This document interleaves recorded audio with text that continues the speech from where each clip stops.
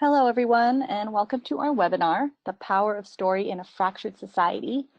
I'm Janelle Tribitz, Creative Engagement Coordinator at the Opportunity Agenda, and I'll be moderating today's webinar. The Opportunity Agenda is a social justice communications lab. We work with partners to move hearts and minds toward lasting policy and culture change. And today we're discussing the role that the entertainment industry has played in shaping beliefs and attitudes that contribute to the political fractures that we are seeing today. We will hear about innovative efforts to change this reality from leading cultural strategists who are working to ensure Hollywood more accurately represents diverse communities on and off the screen. And we're joined today by four exciting speakers who I'd like to thank for their time. They are Lucy Odigie-Turley, the Director of Research at the Opportunity Agenda, Maha Chehlaoui, founder of Pass the Mic Media, EchoHawk, founder and CEO of IllumiNative, and Kristin Marsden, Culture and Entertainment Advocacy Director at Color of Change. Thank you all for being here today. I will be taking questions during a live Q&A at the end of the webinar, so feel free to enter any questions you have into the questions function on your GoToWebinar toolbar. You can join the conversation online as well by using the hashtag #PowerOfPop or by tweeting @OpAgenda. And after the webinar, a short evaluation will pop up on your screen, so please take the time to fill that out so we can improve future webinars based on your feedback. All right, let's get started.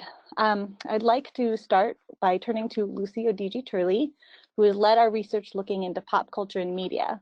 So Lucy, can you share any notable trends in your research of media depictions and any correlations you see with the current political climate? Sure. Welcome everybody for joining us today, and thank you so much, Janelle, for that introduction. As Janelle mentioned, my name is Lucy Odigie-Turley. I'm the Director of Research at the Opportunity Agenda, and a core part of my role is to kind of unpack things that many of us may take for granted, not those on the call per se, but when you are being passive or relaxing and you turn to entertainment media as an escape, we're finding that a lot of the problematic stories or stereotypes that we see represented and having been represented for decades in the news media are also emerging in an entertainment space. But we've also seen a movement to transform that in the last few years, and the speakers who have joined us today are going to talk about their own experiences with exactly that. But what I want to spend some time talking about today is what we know in terms of trends, as Janelle mentioned, how those trends relate to patterns of representation, particularly of communities of color and other traditionally marginalized communities, and how those trends are changing, which we're going to discuss later on in the webinar, but how they also have led to some real world impacts. So it's not just the fact that these representations are problematic, it's the fact that they materialize in really real and concrete ways for the people who are being poorly represented. And so I'm going to draw from some of our research studies that we've done over the years and also give you a little preview of a project that we're working on currently about the depictions of people living in poverty in popular entertainment shows. So one of our most impactful studies was looking at the representation of Black men and boys. We know that the news media for decades has been a space where some of the most toxic stereotypes about Black men and boys, Black people in general, and more broadly people of color have been perpetuated and reinforced. But we've seen also that the entertainment space is where that has happened. And there's a long history in this country of minstrel shows and other really negative depictions or stereotypical depictions of Black people in entertainment, and that has absolutely seeped into Hollywood. So what we really wanted to understand when we looked into patterns of media depictions of Black men and boys is what are the trends, but also what are some of the real world impacts, and how do they materialize both in how people perceive Black men and boys, but also in how Black men and boys perceive themselves and are able to navigate through society. So most of the findings, unfortunately, are going to be unsurprising to anyone who consumes any kind of content. But we found that the media overrepresents Black males in scenes where they're depicted being violent, where they're committing crime, or they're living in high rates of poverty. And this is actually something that was found in more recent studies conducted by Color of Change and also at UCLA. So these patterns of representation are continuing into the current era. And we know just by looking at instances of police brutality, incarceration rates, the impact of these media depictions on the lived experiences of both Black men and boys, Black boys who are also perceived to be older and more prone to violence, as well as the young Black girls as well. We know that, important dimensions of Black men's lives, Black people's lives, Black families' lives are rarely seen in popular entertainment. That is beginning to change. Streaming services, more people of color producing content independently has definitely led to the tide of negative representation changing and more nuanced depictions of Black life beginning to emerge. But we still see that important elements of Black maleness, whether it be exploring different ways of representing Black male masculinity, the different spectrums of sexuality and gender representation are just really not seen enough. We are also seeing dimensions of Black men as fathers, as workers, as creatives are still, unfortunately, really lacking in patterns of representation. And so what are the impacts? We often talk about why representation matters, and when it gets into the question of numbers, well, why do we need not just more Black people or people of color and other traditionally unrepresented and marginalized communities, not only in front of the screen, but creating content and in positions of power? I think this is often left out of the conversation, that this is having real world implications. So, our research has shown a direct connection between negative depictions of Black men in both the news and entertainment media and people's attitudes about Black men. So they are more likely, those who consume higher levels, particularly of local news media, are more likely to believe very stereotypical ideas about the number of crimes or the percentage of crimes that Black men commit.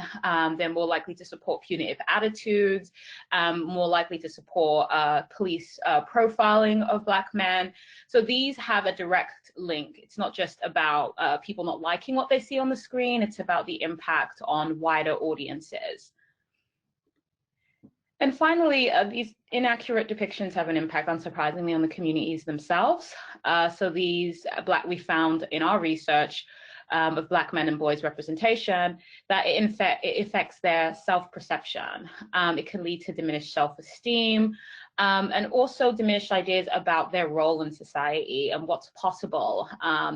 It's so important to be able to see storytelling to envision where you are going to go in society or what you want to do. And when that vision or that story is limited, it's unsurprising that we're seeing one of the more recent and more troubling statistics is the rapid increase in suicides amongst Black teenagers and Black boys. And again, we're going to have to do more recent research to figure out the direct correlation, but our past research has shown that media depictions play a significant role in shaping Black boys and Black girls' level of self-esteem. The next set of findings relate specifically to our 2017 report, which looks at the depiction of immigrants in popular entertainment shows. This was obviously a really timely and important study. We have seen a global uptick in just overtly xenophobic anti-immigrant discourse. We've seen it most clearly in this current administration and the way that they have villainized immigrant communities, but we've also seen it in the entertainment industry. I recollect when this administration first got into power, watching a show on Netflix and just being disgusted at how overt the anti-immigrant sentiment was in these shows. And so it was good to be able to go in and get the data to back up those inclinations, that feeling that we all have when we're consuming this content. And so what we found is that not only are immigrant characters underrepresented, when they are represented, they tend to be affluent white immigrants, typically from the UK. and that when immigrants of color are represented, there are a lot of stereotypical depictions, and what was the most troubling thing was that they are also more likely to be depicted than their white counterparts committing violent crime. And this is particularly true for Latino and Black immigrants. So in our 2017 study, we found that 50% of Latino immigrants who are identifiable in our analysis were depicted committing an unlawful act. That percentage was 33% for Black immigrants, 25% for Middle Eastern, and 9% for white immigrants.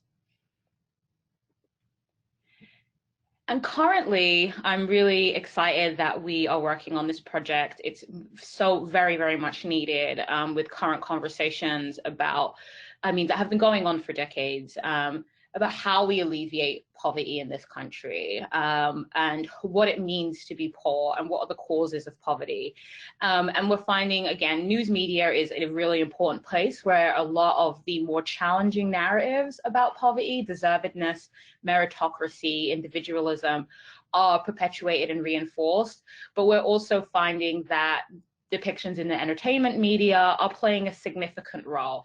So we're currently in the early phase of analyzing media depictions of people living in poverty and of class more broadly. As we began analyzing television shows, we found that you couldn't separate poverty from other depictions of economic or socioeconomic status, and I'm going to talk a little bit more about that in a second. But we are finding some interesting findings, which is that poverty references were a lot higher than I thought they would be, or that the coders thought they would be. So we found that so far in the 54 episodes we've coded, a reference to poverty emerged in 17%, or 9 of the episodes, whereas no reference emerged in 83%. So that reference to poverty hasn't necessarily correlated with there actually being nuanced storytelling of people living in poverty themselves.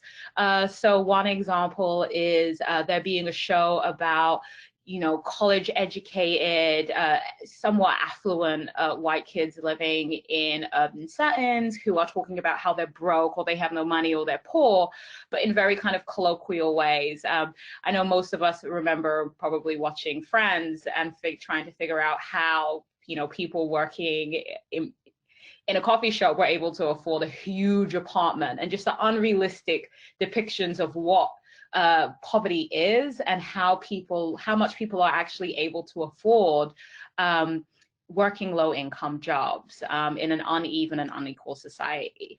So we are finding really kind of interesting depictions that are really informing our understanding of why some of the more challenging narratives around meritocracy, around well-paying jobs are remaining so entrenched. And so there seems to be a lot of space for movement in the entertainment industry in terms of how people in poverty and how poverty more broadly is being depicted currently.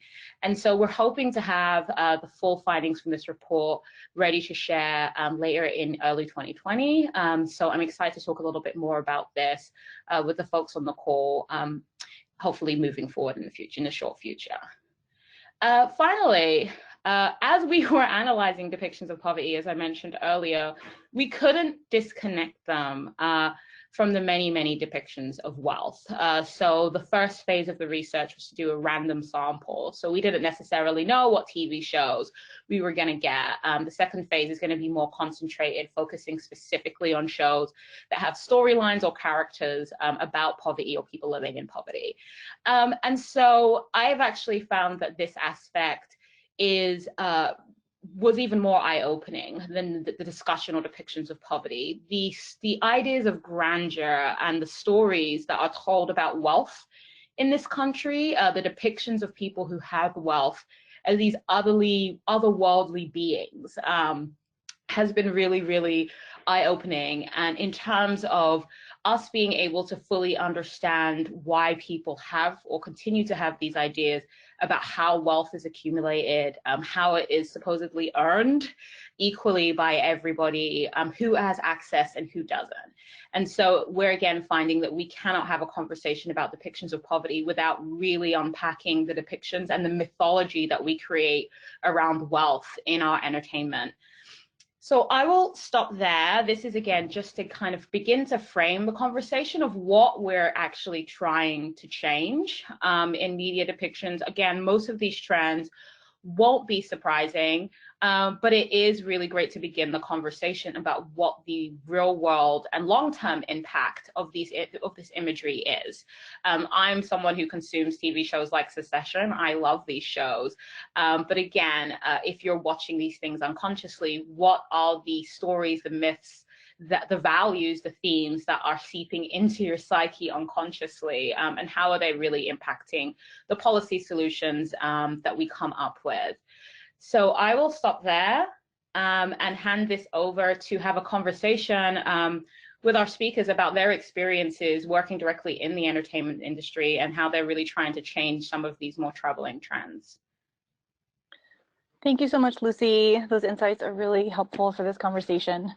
And now I want to turn to our three guests, Maha Chehlaoui, EchoHawk, and Kristin Marsden, to discuss a few different themes. And so I just wanted to first ask you all, what are your experiences working with the entertainment industry to challenge media stereotypes and create a space for authentic storytelling? And maybe Maha, if you wouldn't mind starting us off. Sure, thank you. So I was thinking about this, and prepping for this kind of told me that much of my life is shaped by a pretty lifelong unfettered addiction to television, and that I coupled that with my curiosity around who's missing from these stories, what isn't being told, how do we widen the frame so that we can bring more into it. So personally, I live in kind of a highbrow, lowbrow space, which equates my interest in culture shift being driven by pop culture. And that's what I do through Pass the Mic Media. I use that as an umbrella for my work as a consultant, a producer, a developer of new work, and also as a creator myself. I came up in theater. I was an actor who became a loudmouth producer activist in the aftermath of 9/11, working to build up a pipeline of artists of Middle Eastern descent for about 20 years. But last year, I turned my attention to the entertainment industry and started examining how creatives from underrepresented backgrounds can get into writers' rooms and actually affect what we watch, some of the stuff Lucy was talking about. What are the barriers to entry, and what are some of the emerging interventions? From that work, I started connecting with others, and I'm now working on two projects. One, Think Tank for Inclusion and Equity, which is a group of working TV writers actively trying to steer the culture, not of what's on television, but of the television industry itself. They're trying to steer that towards a safer, more inclusive, and equitable reality. And the other project I'm on is called Starfish, which is a group of creatives, innovators, and producers. And we are building a pilot program to serve as a kind of ecology and platform for more culture shifting pop culture projects that will originate from mid-career professionals of color. At the bottom of all my work is this idea of making things visible. I just saw that Mr. Rogers movie, and he says that thing that makes me cry: if you can mention it, you can manage it. So I feel like in all my work, the need to mention white supremacy, mention sexism, we need to be able to mention that stuff and not actually just manage it, but we need to eradicate it. So for me, part of that work is naming the barriers through research, amplifying the solution through social media, through webinars like this, through talking to one another, and also giving shine to the folks creating the work in ways that are innovative. So that's kind of my background and an overview of the work that I do. And Crystal, can I invite you to offer your thoughts on your work? Yeah, absolutely. Good afternoon, everyone. So I am a citizen of the Pawnee Nation in Oklahoma. And when I kind of think about one of my first experiences in thinking about the power of pop culture, I think about roughly being in third grade watching Bugs Bunny, Elmer Fudd after school, and doing an episode in which there were Native Americans portrayed, very stereotypically, but at one point, a Native American man, with this sort of stereotypical big nose, red nose, kind of looking a certain way, but he walked across with sort of a banner that said "Vanishing American." and disappeared across the screen. And I remember how profoundly that affected me at that age. And I think it really is an example of just, invisibility of Native peoples in this country, across the board, is a huge issue. And really our representation, when we look at entertainment and media, hovers somewhere between 0 to 0.04%, between TV and film very specifically. And so it's a huge issue. And, it's a huge issue in other sectors and across society, in which, nearly 80% of Americans know little to nothing about Native people, where 72% of Americans rarely, if ever, encounter any information about Native Americans. Even if you Google Native Americans, 95% of those images that are going to come up are pre-1900 depictions. So the American people, the American consciousness and psyche, and everything that means, really cannot seem to visualize Native people in a contemporary context. And pop culture has a big role and culprit in really perpetuating and institutionalizing this invisibility and erasure. And so, at IllumiNative, that is really so much a part of our mission. That's the research that we've been a part of, that we co-led under the Reclaiming Native Truth Project. And it's really this fight, because I think Native peoples today, as I've shown, it's like they're very much invisible. But I think when we think about pop culture, typically Native Americans are only given two choices, and that's either invisibility or representation in the form of anything prior to 1900, and typically very stereotypical, very, toxic, portrayals of Native people, and they're certainly not being authored by Native people. So I think, our role on IllumiNative, we've just been around for just over a year, has really about, in this first phase, is using this research to really go into industry and really advocate. And I think many times industry isn't intentionally setting out to really portray and depict Native people in a racist or harmful way, but it's very much sort of baked into the system. And so we've really used our arsenal of data to really engage industry and a lot of our allies who are working in this space of social impact entertainment and diversity and inclusion, to really also educate our allies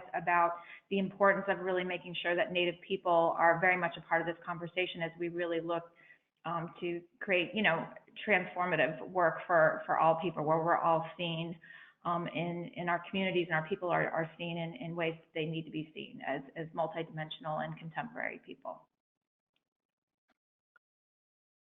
Thank you. And Kristen, you want to share with us what you're working on and who you are?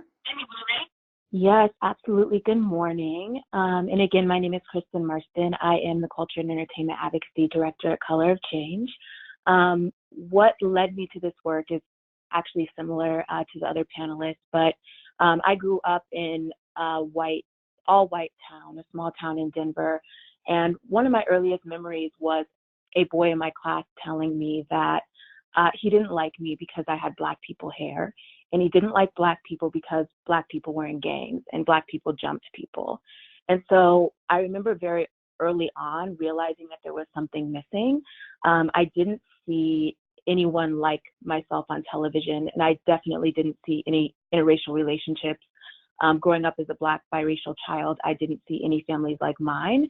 And I began to wonder how my experience of being severely bullied would have been different if I had seen more depictions of people who looked like me, and if the other kids at school had seen more people like me in varied lights and perspectives, right? Because this was the 90s and the heights of shows like Cops, right, that depict, are still on, unfortunately, and depict Black people very poorly. And so it kind of led me down this path, and I ended up moving here to LA and kind of started out working with women and underrepresented people at the Directors Guild of America and helping them find employment opportunities in the industry, and then went over to an amazing nonprofit called Define American, where I consulted on TV shows with immigrant characters and immigration storylines.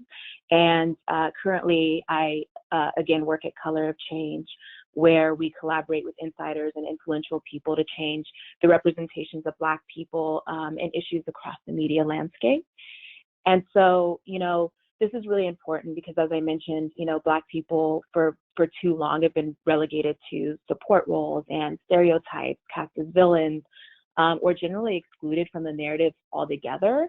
You know, and as things have improved, you know, we really work with people to ensure, like, yeah, it's great that you have a Black character, but we want to make sure that those characters are layered and have depth and have history the way that other characters on TV have traditionally had the opportunity to have. And so we do that by, number one, removing harmful stories from the media.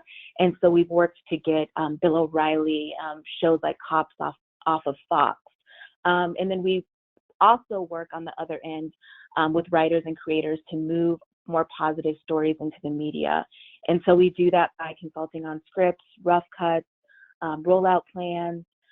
With writers, we commission research, like a research report that we have coming out in the next few months is on crime procedurals and how Black people are portrayed on crime shows, but also how criminal justice system is portrayed and whether it's portrayed accurately and what it means when we're not seeing the realities of what are happening behind the scenes in our country. And we host industry gatherings and salons where we're able to have conversations about how to move this work forward. This year, we've been able to work on shows like Queen Sugar, When They See Us on Netflix, which amazingly was at the time the most watched show on Netflix, and then Redline on CBS. And, you know, in the past, we've been able to work on shows like Grey's Anatomy, et cetera, to really try to encourage more layered and accurate depictions of our stories and also the topics and the issues that affect our communities. Thank you all so much. Your work is innovative and inspiring, and we're very excited to have you engaging in this question. And this webinar is really focusing on that concept of the power of story in the era that we're in right now, where we have a lot of different fractures within our culture, folks with ideologies and values that seem at times to be aligned, at other times to be at odds, depending on which particular topic you're discussing in the moment, and leading into an era where you have a certain amount of xenophobia, white supremacy, having a very large megaphone from the White House itself, and having a lot of support on the ground in different regions for those ideas.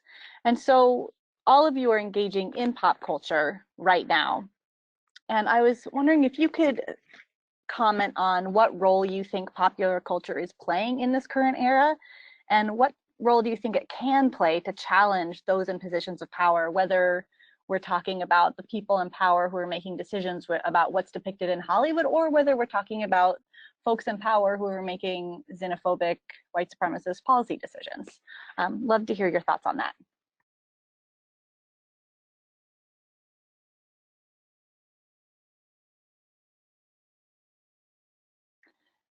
And feel free to jump in because I won't call on you this time.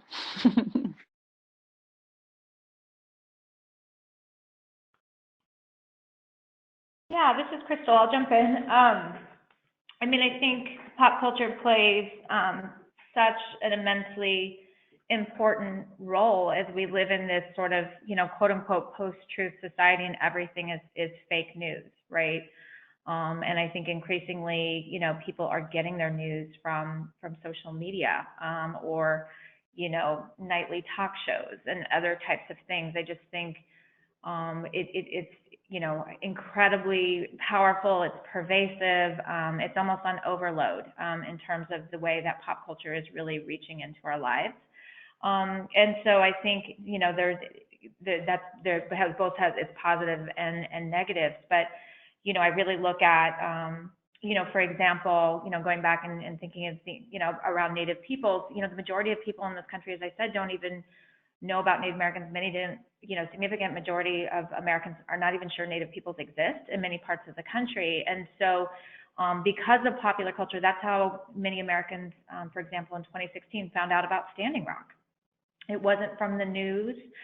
They weren't getting it from the sources. They got it first via Facebook Live, and really through the power of social media, but then really also through influencers and Saturday Night Live, and different influencers kind of going out on talk show circuits were the way that they sort of were able to kind of ignite the public interest and public consciousness, and really got the world to really engage. And it was really through the power of pop culture that very quickly Standing Rock became visible, where people really got behind this movement, and it was very powerful to see how it could affect some of the highest echelons of power within the administration, the Obama administration at the time at least. And so I think that was really powerful, and then to see really since then how there continues to be a growing interest in learning more about Native stories. So I do think that's just one very specific instance of how news and the way that people's political and social consciousness is, I think, really very much informed today by pop culture, for sure.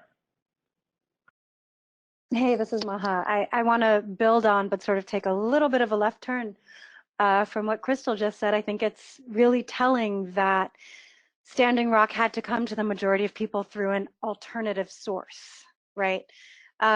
There was another Opportunity Agenda event, shout out to Opportunity Agenda, that I went to, and Kendrick Sampson said something that has really been poking at my brain, which was, I'm going to paraphrase here, but essentially, he just kind of turned, looked out at the audience and said, everything you watch on television and film, you are watching because a white man approved it. And that is a really intense thing to say, but it's also a real obvious thing to say. So for me, it's the power of the White House, but it's also the power.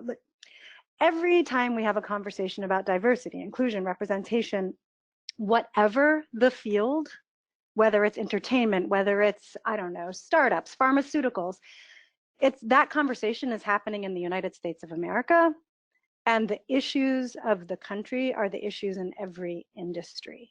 So the fact, to Kendrick's point, that the decision makers are so homogenous that no matter how involved a person tries to be inside of deepening, widening, quote unquote, being more inclusive, even the viewpoint of the word inclusivity means we are going to let you in. We are going to deign to include you. It's not the intention of how people are thinking necessarily, but it's the underlying makeup of it. And that to me is what I said earlier about things being mentionable, therefore manageable. I notice when I mention that, it is very difficult.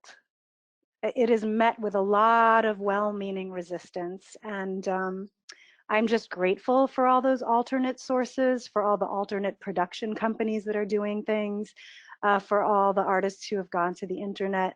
But the question that I keep coming back to, because I come from theater, where in theater, if we thought, hey, the mainstream isn't listening to us, we're going to go find our own room. We're going to go build our own audience. Yes, you can do that to a certain extent with the internet, with Facebook Live. But if you want to get on television, there's distribution involved. And then you get back to what Kendrick was talking about. And so that's something my brain is circling around is how do we affect the infrastructure itself, which is to me a mirror of how do we affect the infrastructure of the country itself that could allow white supremacy back into the White House in such a rampant way.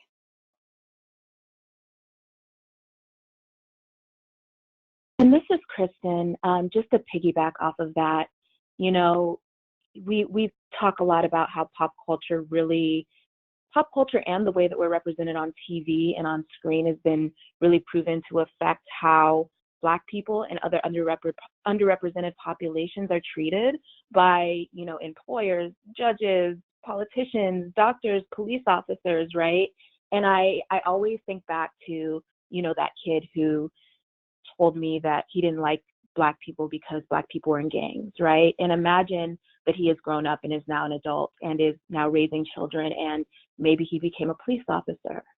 And what does that mean if he's a police officer and he thinks Black people are all inherently bad, right? And he learned that from television. And so, you know, we know how powerful pop culture is.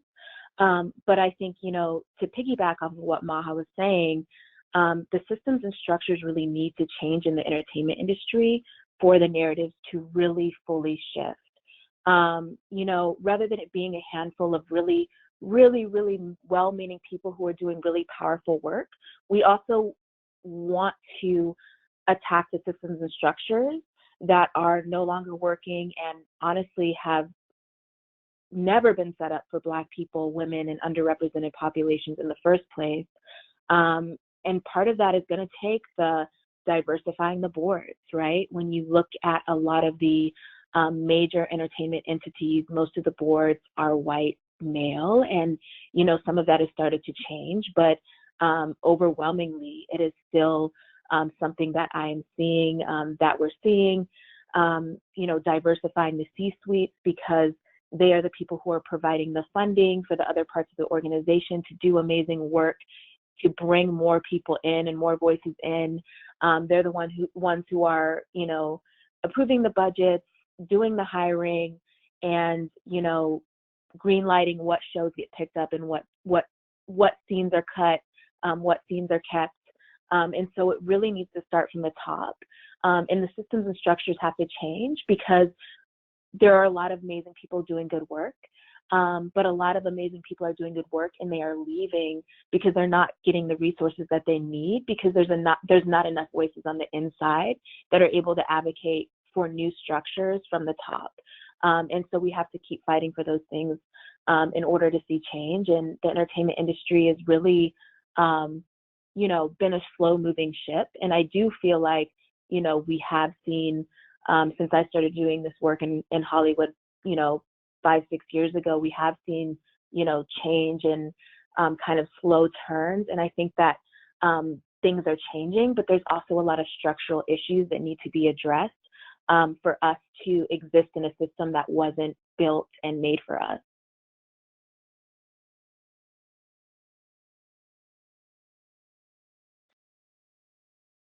I know that each of you are doing really incredible work. You highlighted some of the work that you're doing earlier this conversation, but do you have any particularly positive examples of progress that has been made in recent years that inspire you and that you think is representative of the directions we could go?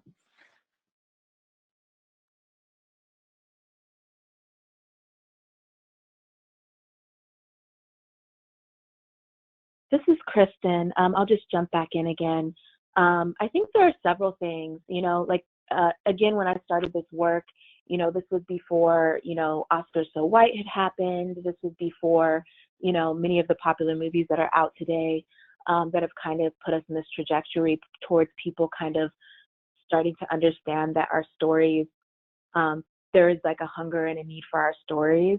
And so I think that that's a really positive shift that I'm seeing. And then there's these other things that are happening in the industry that, you know, like I mentioned, they are taking time.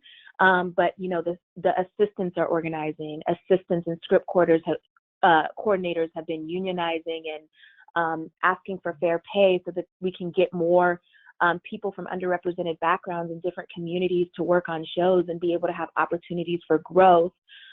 We're seeing people reaching out, you know, to organizations like ours who do the consulting work and actually have a hunger and a desire to incorporate more stories, right? And so having more opportunities to have those conversations and people realizing the value of bringing in people to incorporate their perspectives into their projects, I think is that understanding is growing. We've been able to do that, you know, as I mentioned, on shows like, or on limited series like When They See Us on Netflix, and really being able to have like the in-depth conversations, because people are realizing that, you know, I think the small things didn't weren't necessarily at the forefront of a lot of people's minds, right? And so we're able to now have conversations with people and say, yeah, it does matter if you put laughing Black kids in the background, because right now people think it's okay to call the police on Black kids for selling lemonade stands. So that small change you make in your show matters. And I'm seeing more people who are really open to having those conversations. And so although it's been a slow shift, I do see that as a positive direction that we're going in. Hey, this is Maha. So yeah, thankfully, after what was a fairly depressing year of looking at barriers to entry for underrepresented people, I did take a minute to think about and look at a lot of interventions that were emerging. And you know, the other folks on this panel, IllumiNative and Color of Change, are two beautiful examples of how there are a rise of organizations that are demanding accountability, that are demanding visibility, that are asking for equity, power shift, all of that inside of the industry. There's also, in my obsession with naming the invisible, there's a lot more recognition that as much as people like to believe in meritocracy, there's a lot more at play in the entertainment industry than just meritocracy. There's a lot of nepotism, there's a lot of apprenticeship, which often requires you being of a certain class and of having a certain background to be able to participate in nepotism and apprenticeship. And so there are a lot of other organizations opening up to help create alternate networks. In a way, it's almost like alternate nepotism, so that you have these sort of social, we call it brunching for change. There's Brown Girls Brunch. There's a million brunches for change happening that are providing people with the connectivity and networks that they're not going to get because they didn't go to Harvard, or they didn't go to USC, or they weren't able to take an unpaid apprenticeship their junior year in college. So there is a really beautiful, almost grassroots thing happening, which I think one of the most visible people doing this is Issa Rae. Tiffany Haddish just did it with her comedy series, They Ready, where one person figures out a way to bust down a door, and they don't just walk through the door, they take a sledgehammer and widen the doorway. So there's a lot of people doing that, and that is super exciting. I do have a long list, but I'll just give one more that's super exciting to me. There is a colleague of mine named Samir Gardizi, who has a project called Breaking the Room, in which he was determined, as a writer who had been through several rooms himself, to see what it would be to create a room that had a little bit more of a horizontal power structure, where writers who had not gone through the quote unquote meritocracy, but were proven talented writers of very specific backgrounds, could be brought together into rooms that were designed for them. So they were not being included, they were not having to learn the ropes, but the room itself was a space that was centered on creating, I think in one case, a Muslim narrative. And that became a web series called East of La Brea, which I'm going to shout out. Everybody should look for and see. I think it just got distribution.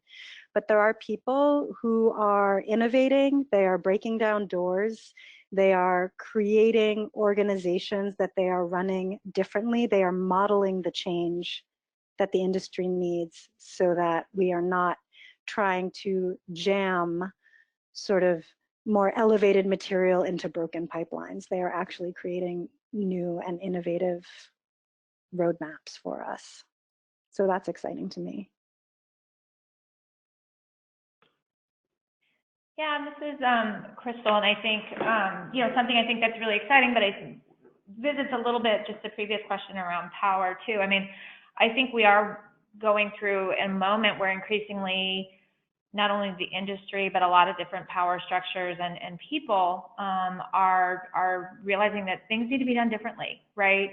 We really need to center our conversation around equity and justice. And so I think when I look in the sphere of Hollywood and seeing more and more around, diversity inclusion reports, and really people taking a hard look at different aspects of the industry and asking hard questions, I think that that's exciting. I think studios are really looking in that more. I just think it needs to do more to really, when we talk about equity, we really have to mean equity, and it just shouldn't mean a couple of groups. It's got to mean, when we talk about equity, it's got to really be representative of all populations. And I think a lot of times Native Americans and other populations sort of get left out of the equity conversations, even amongst, you know, well-intentioned woke conversations. So I think it's like, it's a really exciting time, but I think that we have to both be challenging industry and challenging one another to really make sure that we are really, you know, talking about equity and really centering our conversations that are truly, truly inclusive. And speaking to that, I think one of the things I'm excited about when I think about someone that's really doing it right is Ava DuVernay and Array. And just, I love her. She's really been talking about, like, when talking about equity, it's not just about, you know, a table that we're trying to pull up more chairs. It's actually rebuilding the table entirely, right? And really thinking about it with all people around it. And so she's just been such a force for really lifting up, you know, voices from different communities. And she's really been a huge proponent of just amplifying the voices of Indigenous storytellers. I mean, A Body Remembers, which she just released out on Netflix, you know, last week. It was actually a trending topic on Thanksgiving Day that outdid Macy's parade. So it's just like wonderful to see someone like an Ava, you know, really, you know, empower and uplift Indigenous voices. I think also it's really exciting to see, you know, everything from director Taika Waititi, who's Maori from New Zealand. Today, the USA Today picked Jojo Rabbit as the #1 film of 2018. And it's definitely generating Oscar buzz, to, you know, director Sydney Freeland, who's Navajo, is like really a sought after director in television. But I think to Wes Studi winning, you know, being presented his honorary Oscar at the Governor Awards in October, to the first Native American woman poet laureate, Joy Harjo, being named in June.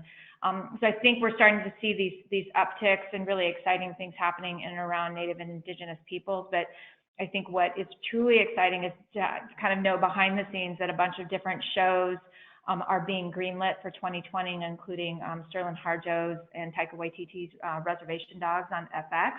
I think also Netflix will be also coming out with some other shows, as will Amazon and others. So I think 2020 is going to be a really exciting new time for Native representation, and representation that is truly reflective of contemporary Native peoples and the diversity of Native peoples and these multidimensional characters and stories. So, you know, I think we're really excited, and we're really excited to be working in partnership with a lot of different people around this work that I think it's all about all of us lifting each other up together. Thank you.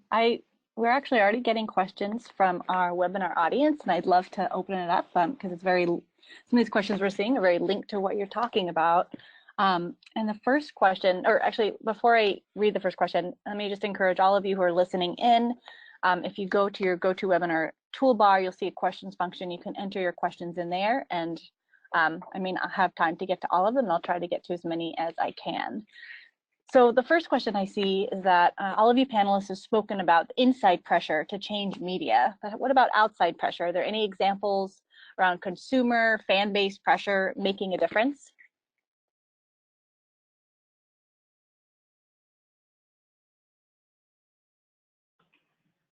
I mean, I think there's a lot of instances in which, you know, really the power of people, especially via social media and sort of part of this call-out culture, is really, really powerful. And we were just at a meeting recently at a major studio. I mean, and they were very cognizant of it. I mean, they were almost like very clear about why we were in the room, because they just want to make sure if they're putting a show on that they're not going to get called out in that way. I mean, I think increasingly people understand the power of social media to looking at the instance of Dior Sauvage, right? The horrible racist campaign that Dior came out with Johnny Depp around Labor Day. And there was such an outrage that they pulled the entire campaign within 6 hours. So I do think that outside consumer pressure and really sort of voting with your wallet, so to speak, I think the powers that be are even more increasingly cognizant and very responsive to that.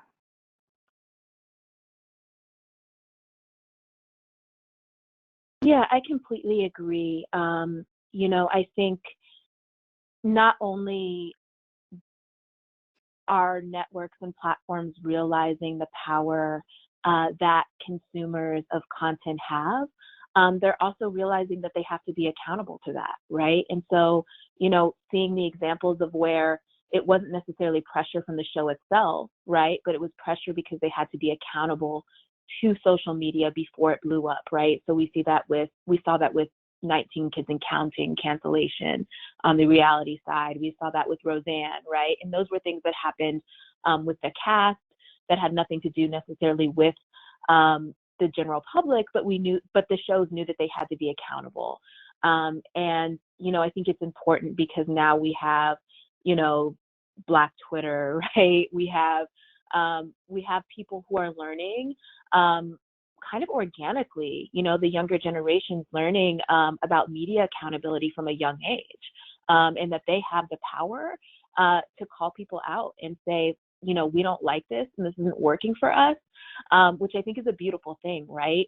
Because in a sense, it makes me feel like, you know, I'm doing this job and there's a lot of amazing people doing this work, but now we're having, you know, all these communities who are realizing the power, all these young people realizing the power that they have to hold popular culture and media platforms and TV shows accountable, which I think is a really beautiful thing.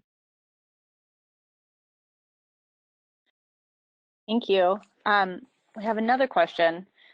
So research recently done by the Norman Lear Center has shown that people, they don't know the correlation if there's an exact causation, but it seems that folks with different political ideologies are actually, in many respects, watching different things. Not every time, and there's certainly some overlap, but what is the potential for building bridges to new audiences and introducing these ideas and these different kinds of representations to new audiences if folks aren't necessarily watching the same shows?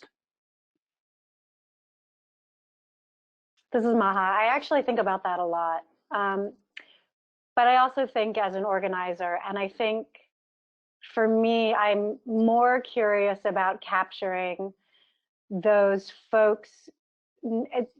Polarized viewing, I'm gonna talk not having a bunch of statistics in my pocket, but I'm gonna guess that polarized viewing probably also coincides with polarized ideology, and that there is a more, this sounds so condescending, please forgive my language. There is probably a more teachable group of folks that do shift between programs. There are also folks who, through ignorance or privilege or whatever, just quote unquote don't think about that stuff. Those are the people that I'm interested in reaching through the things that Crystal and Kristen are mentioning, where you have like a smiling Black kid in the background, where you are just almost gently introducing images and storylines that people don't even realize are lacking. I think that kind of stuff still works, even though there is this larger question of polarized viewing. I don't think these two realities cancel one another out.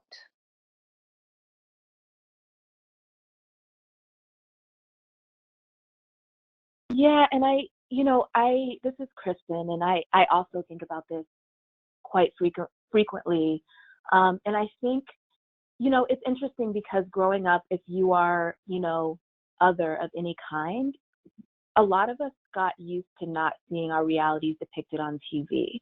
And so I think part of it is really something that's going to happen organically as this work continues to grow, right? Because we got used to having to watch, TV shows with all white characters, right? Like, we didn't call them white TV shows, we called them TV shows, right? But like with any other content, it's seen as the other, right? And so we kind of grew used to not being centered.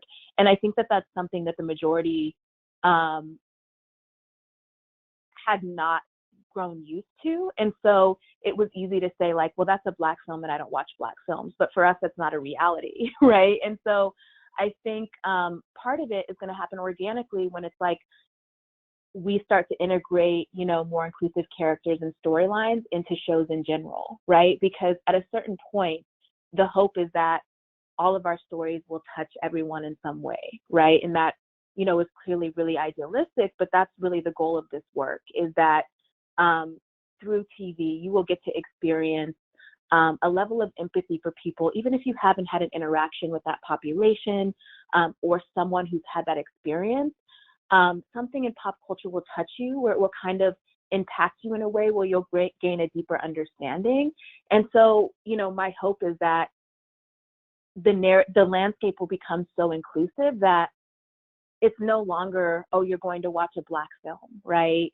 It's, I'm going to watch a film because I relate to this film somehow, right? And that's something that, you know, the rest of us were forced to do at a young age anyway. And so ideally that would happen for everyone.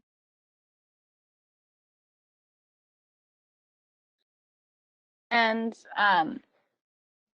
one other question is, for all of us who are not working in this particular field, but who are concerned with social justice, what is one thing as fans of shows that we could do to help this kind of change happen? I think you addressed it to some degree in your last, in a couple questions ago, but I think what, for those folks listening who really are, you know, probably mega fans of at least one show, what's one thing they could do that might help support this kind of change?